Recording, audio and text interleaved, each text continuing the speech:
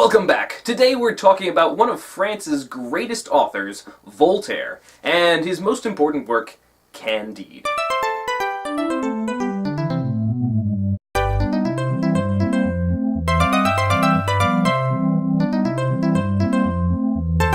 When we talk about the 18th century, especially in philosophy and literature, we usually talk about it as the Age of Reason, that time when rationalization of everything was so important, that logic and reason were supreme, as opposed to what we usually talk about in the 19th century with the romanticism, the feelings, the heart. However, if you go specifically to France, the Age of Reason is often called the Age of Voltaire. Voltaire as an author was extremely famous, and long-lived. He lived well up into his 80s and took up most of the century. He was everything you'd think of for a man in this time period. He was witty and outspoken, he was extremely intelligent, and generally unsupportable. The guy had a huge ego.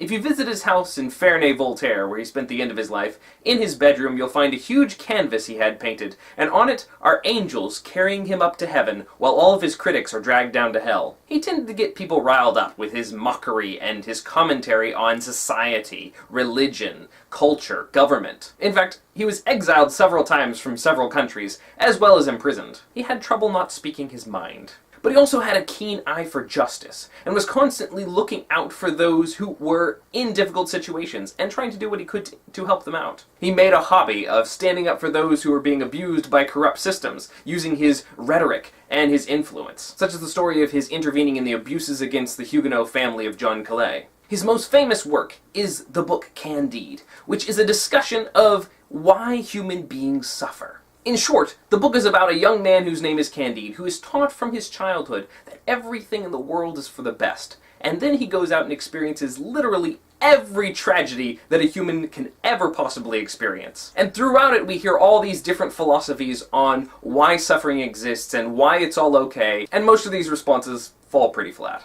The novel was triggered by an actual event, the earthquake in Lisbon. The earthquake in Lisbon has been cited as one of the greatest natural tragedies that humanity has ever experienced. It is frequently brought back up and alluded to whenever we undergo another great natural disaster. For instance, when the 2004 tsunami hit India and killed over 225,000 people, many people were comparing it to the Lisbon earthquake. Shortly after the Lisbon earthquake, Voltaire wrote a poem specifically about the event, wrestling with all the easy answers that he heard people making about why disaster struck. He questioned the purpose of tragedy, particularly in the face of philosophers like Leibniz and Pope, who were talking about how whatever is right, and everything is for the best. How can this possibly be for the best, Voltaire questioned. Many people blamed the city of Lisbon for incurring the wrath of God. After all, Lisbon was known for wild lifestyles sometimes. But then why did so many innocent women and children die? And after all, the disaster happened on a religious holiday, All Saints' Day, in which most people were gathered at Mass. They died at church. How is that fair? And a man who is specifically known for fighting against the Jesuit order of priests, de Carvalho, most of his property was just fine. Voltaire's poem was pretty dark and hopeless. He revised the ending several times. His first version said, "What must we do, O mortals? Mortals, we must suffer, submit in silence, adore and die." Not a lot of hope there. His friends kept trying to get him to revise it, and he changed it several times, but no one was really satisfied with the ending. If you could imagine him publishing it today, you'd get something of the effect in the comments below the blog. The most notable response was a letter from Rousseau, Jean-Jacques Rousseau, a contemporary and fellow philosopher of the time period. This letter was published, and most people accepted it as a pretty adequate response to Voltaire's poem. Rousseau claimed that Leibniz was right, that everything does work out for the best if we just keep looking for it. Don't be so pessimistic. Plus, the real problem was a fault of humanity. Not nature, not God, not the cosmos. If humanity just hadn't gathered together to live in cities, they would have been fine. Stay rural, stay natural, no problem. An aside on Jean-Jacques Rousseau. But Voltaire didn't respond to all of this criticism immediately. He saved it up and put it all into the book Candide. Within the Book of Candide, Voltaire notices injustice after injustice, many of which he actually witnessed or intervened in, as well as countless general atrocities that happen in the world, such as war, slavery, religious hypocrisy, and so many others. Within this book, Voltaire wrestles with the many different approaches to why we suffer. And in order to talk about why we suffer, we also have to talk about another key problem here, the problem of meaning and God. Voltaire and his contemporaries wondered, how do we answer the question of God and suffering coexisting? If God is good and all-powerful, then surely suffering wouldn't happen.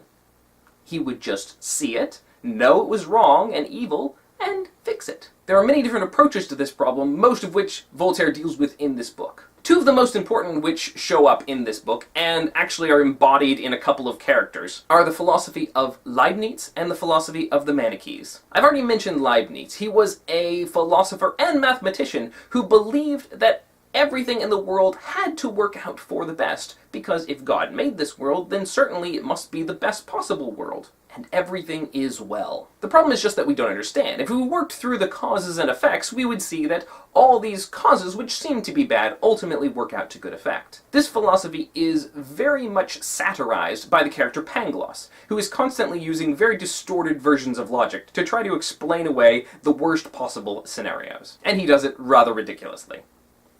The other philosophy was the Manichees, who held that maybe God doesn't have control over this universe. Maybe he's not all-powerful. Evil is a powerful force that sometimes wins the day. And therefore, on any given day, the world might be pretty given over to and distorted by evil. From a Christian perspective, this philosophy was heretical, and is also pretty grim. It's personified in the character the philosopher Martin, who sees everything from the most pessimistic possible light. We might also reference here St. Augustine, who talks about the concept of free will. God allows evil so that we have the ability to choose. But that also implies that some of the time we're going to be making bad mistakes, some of the time evil consequences are going to come from them. Or rather darkly, some people also said, well, maybe God isn't good. Maybe he's just laughing at us. In any case, it's a complicated problem to solve, and the easiest answers did not feel very satisfying to Voltaire. When you're weeping over your family who's been crushed and destroyed in an earthquake, it doesn't really work to say, it's okay, it's all for the best, or worse, you had it coming. That really doesn't help very much. So what about the format of this book? Let's talk a little bit about how to read it. The book is a satire, or a book that mocks and makes fun of society and human folly. Satires are generally characterized by the following techniques. First of all, irony. There is a lot of irony in this book. What we would expect to happen generally doesn't happen. For example, in Chapter 7, our heroes are robbed by a friar. This is bad enough, because a religious person is not supposed to rob you. But worst of all, this is a Franciscan friar. Franciscans are known for taking an oath of poverty, and if they truly follow Francis, not even touching the stuff. And yet, this guy robs them blind. That's irony. Second, the book is filled with hyperbole. Most of its points are made through exaggeration. The characters, who endure all kinds of physical torments, generally are beaten beyond human endurance, and then the next chapter they're fine. Everything that happens to the extreme. They're basically cartoon characters. Third, satires are generally characterized by a very understated tone. Instead of talking deeply emotionally about the situation, generally, the catastrophes and the horrors are described rather flippantly and casually. Even the characters who are suffering them are generally talking about it in a flippant way. For example, when Candide is grieving over the destruction of his home and the rape and murder of his whole family by an invading army, he's told that it's fine because this side went ahead and did the same thing to a barony over on their side. So it all evens out. This detached tone tends to make us not very invested emotionally in the characters. I mean, they're pretty indestructible. We know that they're not going to die, and we're mostly laughing at them as they suffer. Which brings me to the fourth characteristic, which is humor. The book is filled with humor. Sometimes it's very lighthearted and funny. Other times it's a bit darker. And here I should point out that there are two kinds of satire, at least. We call these Horatian satire and Juvenalian satire. Horatian satire is a light-hearted mockery of human folly. It tends to make us laugh at our own silliness and then move on. A good example of this is the point at which Voltaire makes fun of German names when they come across the town that's Walberg Hofdorf. I can't say that no matter how many times I practice. It's just silliness. The second kind of satire is Juvenalian satire, and this is more harsh and bitter. It exposes corruption and evil within systems. And although we might still laugh at it, most of the time we're pretty sobered by it. It's the kind of laugh where you go, A good example of this is Voltaire's discussion of slavery in the Americas. Although it's exaggerated and ironic, it's still pretty dark.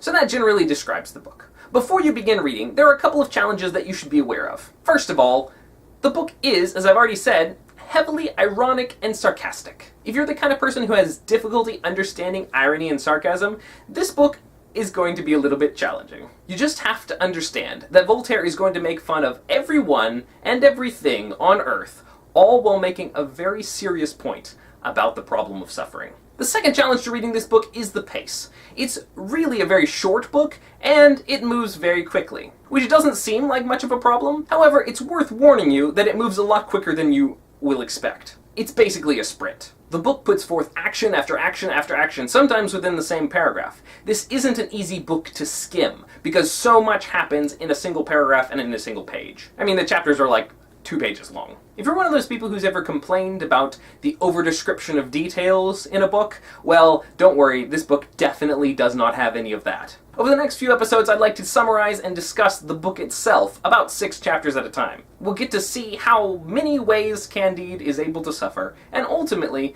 what Voltaire's philosophy is. Thanks for watching! You can click up here to watch the next episode, or you can click over here to watch something else. Let's make it the discussion of suffering in Dante's Inferno. That relates. Or you can click down here to subscribe. I'll see you next time!